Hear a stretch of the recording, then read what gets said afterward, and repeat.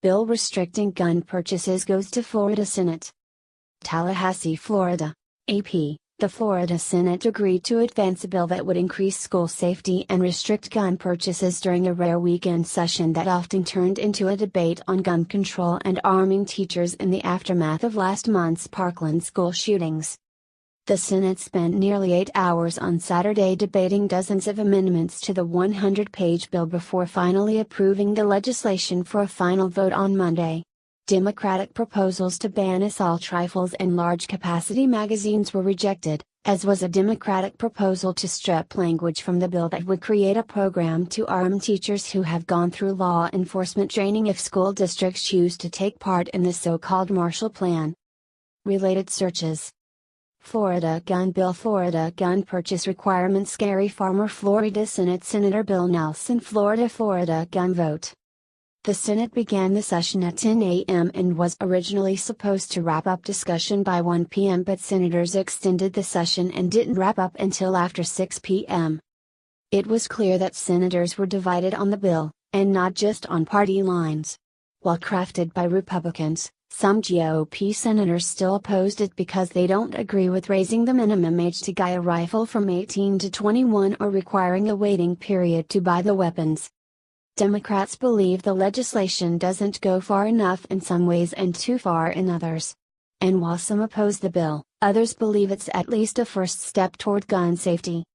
Democrats want to ban weapons such as the AR-15 assault-style rifle, which was used to kill 17 people at Marjory Stoneman Douglas High School on February 14. Many also oppose arming teachers. The bill also includes provisions to boost school security, establish new mental health programs in schools, and improve communication between schools, law enforcement and state agencies. But much of the debate Saturday revolved around gun control and whether people should have a right to own an assault rifle.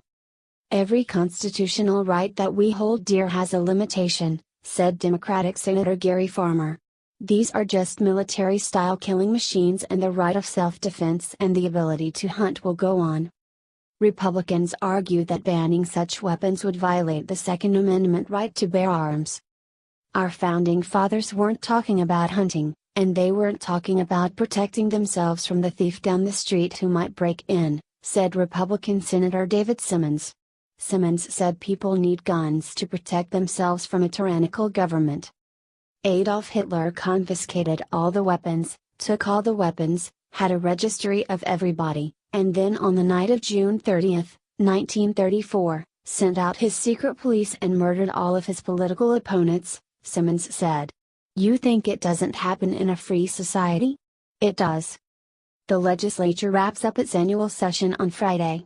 Lawmakers are scrambling to take some kind of action before then. The full House has yet to take up its version of the bill. Republican Governor Rick Scott has been lobbying lawmakers to pass his plan to assign at least one law enforcement officer for every 1,000 students at a school. Scott is a